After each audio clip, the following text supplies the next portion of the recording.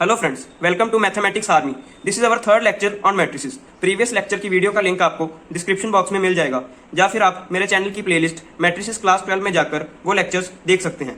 Third lecture start करने से पहले हम प्रीवियस लेक्चर पर बेस्ड कुछ एमसीक्यू देख लेते हैं। जैसे ये हमारे पास फर्स्ट एमसीक्यू है, जिसमें A B is equal to C दिया हुआ है, मतलब A matrix into B matrix is equal to C matrix. B matrix का ऑर्डर हमारे पास है 3/4 और सी मैट्रिक्स का ऑर्डर है हमारे पास 2/4। उसके अकॉर्डिंग हमें मैट्रिक्स ए का ऑर्डर बताना है। सेकंड क्वेश्चन में हमें मैट्रिक्स ए और मैट्रिक्स बी की एडिशन दी हुई है, जो सी मैट्रिक्स के बराबर है। मैट्रिक्स बी एंड मैट्रिक्स सी का ऑर्डर 3/3 है। अब हमें मैट्रिक्स ए का ऑर्डर बताना है।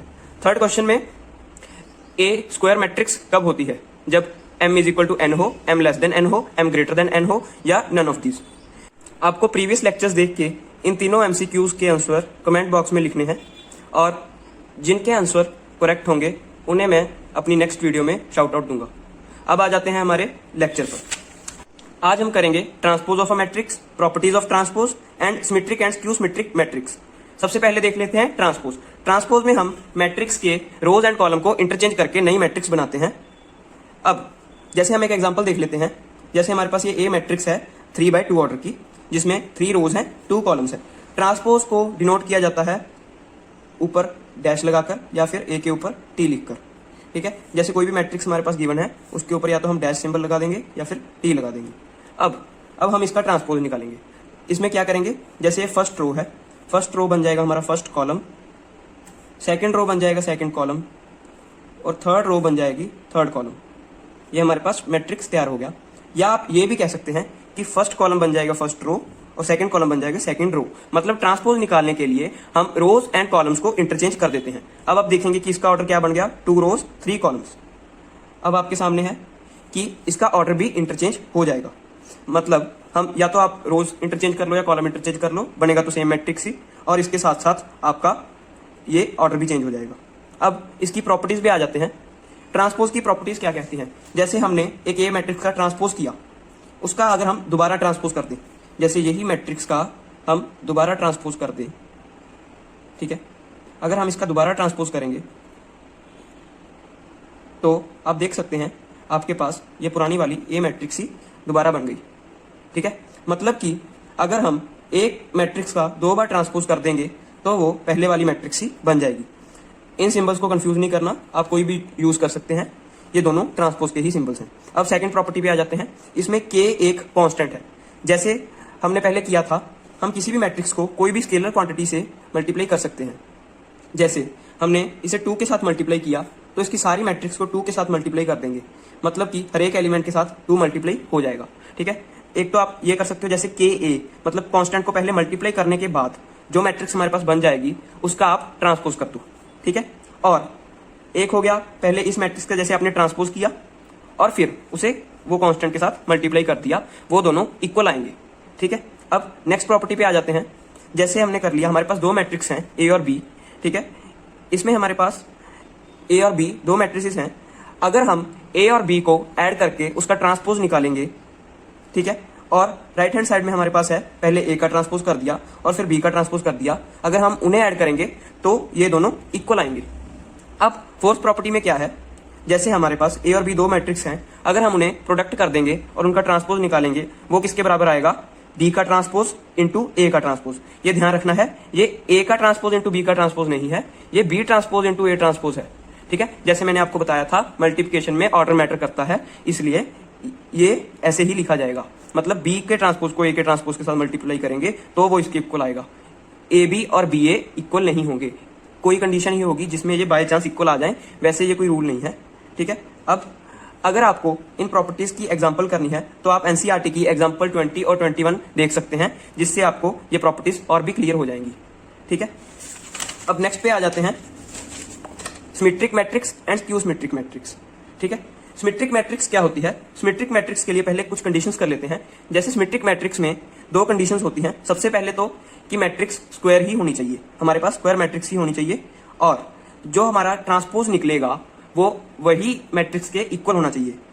जैसे कि हमारे पास एक मैट्रिक्स है ए, अगर हम इसका ट्रांसपोज निकालें, ठीक है, इसका ट्रांसपोज निकालते हैं, फर्स्ट कॉलम को फर्स्ट रो, सेकंड कॉलम को सेकंड रो की जगह लिख लेते हैं। और थर्ड कॉलम को थर्ड रो की जगह लिख लेते हैं। अब आप देख सकते हैं ये 3x3 ऑर्डर का ही मैट्रिक्स बना और इसमें एलिमेंट्स सेम है, मतलब ए मैट्रिक्स ए ट्रांसपोज के इक्वल है, जिससे हमें पता चलता है कि ये सिमेट्रिक मैट्रिक्स है। अब अगर आपको ट्रांसपोज किए बिना पता लगाना हो कि ये मैट्रिक्स सिमेट्रिक है या नहीं, तो उसके लिए आपके पास होगा, जैसे ये हमने बताया कि a i j matrix a j i matrix के इक्वल होगी, मतलब ट्रांसपोज करने के बाद दोनों मैट्रिक्स इक्वल होंगी। ये एलिमेंट्स पे भी रूल लागू होता है।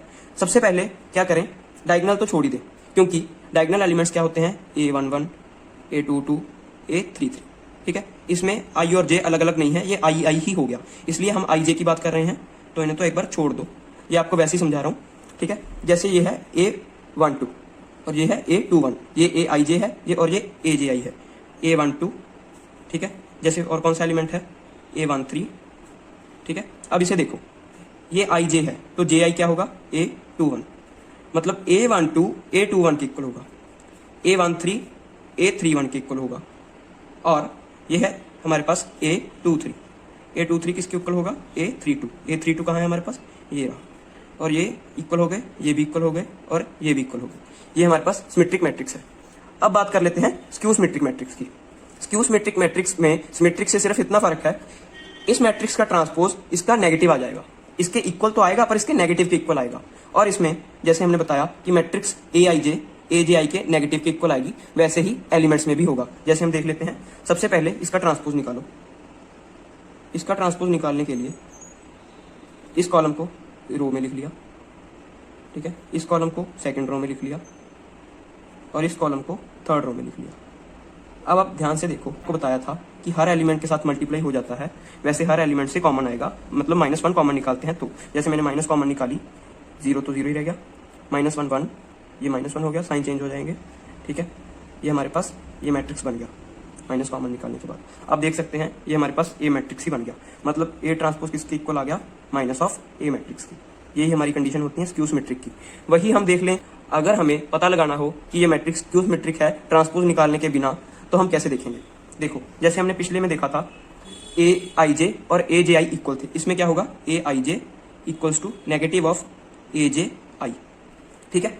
अब डायगोनल एलिमेंट्स तो हम छोड़ ही देते हैं, क्योंकि यहाँ पे A11 A22 A33 होता है, उसमें आई आई सेम होते हैं। पर अगर हम इसमें देखें, ठीक है, डायगोनल वाले लेके देखो, जैसे ए आई आई किसके इक्वल आ गया डायगोनल के केस में, माइनस ए आई आई। अब इसे इधर ले जाओ, मैं आपको वैसे ही करके बता रहा हूँ, ठीक है। अब ये हमारे पास बन गया 2 ए आई आई इज इक्वल टू 0, तो ए आई आई हमारे पास क्या बन गया, 0। मतलब कि इससे ये बात क्लियर होगी, ये आपको करना नहीं है, ये वैसे ही समझाया है। ए आई आई हमारे पास क्या होगा, 0, मतलब स्क्यू सिमेट्रिक में हर बार ये डायगोनल के एलिमेंट्स 0 ही होंगे। प्रिंसिपल डायगोनल्स की याद रखना, प्रिंसिपल डायगोनल की ही हम बात करेंगे हमेशा, ये 0 ही होंगे, इसमें इसका कोई रोल नहीं है, ये कुछ भी हो सकते हैं, ठीक है। हमें इसे देखना ही नहीं है, हम ए आई जे की बात ही करेंगे, ए आई आई की बात नहीं करेंगे। इसमें हमने जब ए आई आई चेक किया तो वो 0 आ रहा है, मतलब स्क्यू सिमेट्रिक में हर बार प्रिंसिपल डायगोनल के एलिमेंट्स 0 ही होंगे। और वही condition a i j is equal to minus a j i, मतलब कि ए अगर 1 2 लें हम, तो वो माइनस ऑफ A21 के इक्वल आएगा, A13 माइनस ऑफ A31 के इक्वल आएगा, और A23 माइनस ऑफ A32 के इक्वल आएगा, ठीक है। जैसे ये 1 2 है, ये 2 1 है, ये 1 3 है, ये 3 1 है, और ये 2 3 है, ये 3 2 है। ये कंडीशन क्लियर हो गई। अब इसके बाद अब सिमेट्रिक और स्क्यू सिमेट्रिक मैट्रिक्स के बेस पर 2 थ्योरम्स कर लेते हैं। ये बहुत ही इंपॉर्टेंट थ्योरम्स हैं, और ये हमारे सम्स के लिए भी इंपॉर्टेंट है, ठीक है। थ्योरम 1 क्या कहती है, अगर हम ए मैट्रिक्स और उसके ट्रांसपोज को ऐड कर दें तो वो एक सिमेट्रिक मैट्रिक्स बनेगी। अगर हम ए और ए ट्रांसपोज को सब्ट्रैक्ट कर दें तो वो स्क्यू सिमेट्रिक मैट्रिक्स बनेगी। इसे हम चेक कर लेते हैं एक एग्जांपल से। ये थ्योरम पक्का वेरीफाई होगी हर सम के लिए और हर मैट्रिक्स के लिए, पर जैसे आपको कंडीशन पता है कि मैट्रिक्स स्क्वायर ही होनी चाहिए। आप कोई भी मैट्रिक्स ले लो, जनरल स्क्वायर मैट्रिक्स ले लो, उसकी एडिशन हमारे पास सिमेट्रिक बनेगी और उसकी सब्ट्रैक्शन हमारे पास स्क्यू सिमेट्रिक बनेगी। अब हमें एक बात का ध्यान रखना है कि जो नल मैट्रिक्स है, यानी कि 0 मैट्रिक्स है, जिसमें हर एलिमेंट 0 होते हैं, वो सिमेट्रिक भी होता है और स्क्यू सिमेट्रिक भी होता है। अब हम थोड़ा सा थ्योरम को देख लेते हैं एग्जांपल के तौर पर। जैसे हमने देखा था कि ए मैट्रिक्स और ए के ट्रांसपोज को हम ऐड करेंगे तो वो सिमेट्रिक होगा। देख लेते हैं, जैसे मैंने यहाँ पे कोई भी जनरल मैट्रिक्स लिख ली, आप कोई भी लिख सकते हो, ठीक है, कोई स्पेसिफिक लेने की जरूरत नहीं है, पर स्क्वायर मैट्रिक्स होनी चाहिए। जैसे मैंने 3x3 ऑर्डर की ये मैट्रिक्स लिख ली, ठीक है, उसको ट्रांसपोज कर दिया। ट्रांसपोज मैंने आपको बताया, रो को कॉलम में लिख लिया, ठीक है, या फिर कह लो कॉलम को रोज में लिख लिया, ठीक है, उसका ट्रांसपोज निकाल दिया। अब इन्हें ऐड करो। ऐड करने में क्या होता है, हर एलिमेंट ऐड होता है। जैसे 1 और 1 2, 2 + 2 4, 8 + 3 11, 2 + 2 4, 4 + 4 8, 5 + 5 10, 3 + 8 11, 5 + 5 10, 6 + 6 12। अब जैसे हम देख सकते हैं कि इन्हें ऐड करने के बाद हमारे पास जो एलिमेंट्स हैं, डायगोनल को तो छोड़ दो एक बार, 1 2 एलिमेंट किसके इक्वल आ गया, 2 1 के, और ये 1 3 एलिमेंट 3 1 के, और ये 2 3 3 2 के। अगर ऐसे नहीं पता चल रहा तो फिर से जैसे हमने कहा था सिमेट्रिक चेक करने के लिए क्या करते हैं, ट्रांसपोज निकाल के देख लो। इस सारे का ट्रांसपोज निकालेंगे, ठीक है, तो क्या करेंगे, कॉलम को रो में लिख दो, सेकंड कॉलम को सेकंड रो में लिख दो, और थर्ड कॉलम को थर्ड रो में लिख दो, ठीक है। अब आप देख सकते हैं ये दोनों मैट्रिक्स सेम है, मतलब कि ये जो मैट्रिक्स हो गया सिमेट्रिक हो गया क्योंकि इसका ट्रांसपोज और ये सेम मैट्रिक्स इक्वल आ गए। क्योंकि ये मैट्रिक्स और इसका ट्रांसपोज इक्वल आ गए तो ये सिमेट्रिक मैट्रिक्स हो गया। अब स्क्यू सिमेट्रिक चेक कर लेते हैं, इन्हें माइनस करेंगे तो हमारे पास ये मैट्रिक्स आ गया। डायगोनल को तो छोड़ दो, A12 में A21 के साथ नेगेटिव में इक्वल आ गया। ये 0 है इसलिए हमें पता नहीं चल रहा, जैसे इसे देख लो, जो ये A13 है ये A31 के नेगेटिव के इक्वल आ गया, और ये इसमें भी ऐसे ही है। आप कोई और एग्जांपल लेके देख सकते हो, ये हर बार ट्रू होगा। सेकंड थ्योरम में हम सीखेंगे कि हम किसी भी मैट्रिक्स को symmetric and skew symmetric matrix की फॉर्म में कैसे लिख सकते हैं। जैसे हम ए मैट्रिक्स ले लेंगे, कोई भी एग्जांपल ले लो। अब उसका हम ट्रांसपोज करेंगे तो 1 3 को कॉलम में लिख दिया, 5 7 को कॉलम में लिख दिया। अब इसका ये ट्रांसपोज निकल गया। अब सबसे पहले जैसे मैंने आपको बताया था पिछली थ्योरम के अकॉर्डिंग A + A ट्रांसपोज एक सिमेट्रिक मैट्रिक्स होती है, तो पहले हम इसकी सिमेट्रिक मैट्रिक्स निकाल लेंगे। सिमेट्रिक मैट्रिक्स क्या आएगी, जैसे 1 + 1 2, 3 + 5 8, 5 + 3 8, 7 + 7 14, ठीक है। ये सिमेट्रिक है, आप चेक कर सकते हैं बड़े आराम से। डायगोनल को छोड़ दो, 8 और 8 इक्वल है, मतलब A12 = A21। आप इसका ट्रांसपोज करके देख सकते हो, ये यही बनेगी, ठीक है।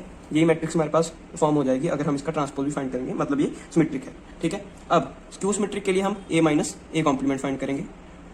1 - 1 0, 3 - 5 -2, 5 - 3 2, 7 - 7 0। जैसे मैंने आपको बताया था कि डायगोनल एलिमेंट 0 ही होंगे और ये इसके नेगेटिव के इक्वल आएगा, तो वैसे ही हो रहा है। A12 = -A21, ठीक है। अब ये हमारे पास सिमेट्रिक भी आ गया, स्क्यू सिमेट्रिक भी आ गया।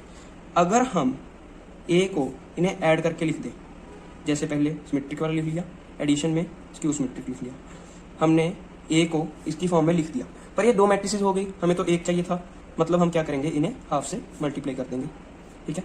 जैसे हम लिख लें हाफ, फिर लिख लेंगे सिमेट्रिक वाला। सिमेट्रिक वाला क्या था हमारे पास, 2 8 8 14। फिर हम लिख लेंगे स्क्यू सिमेट्रिक वाला।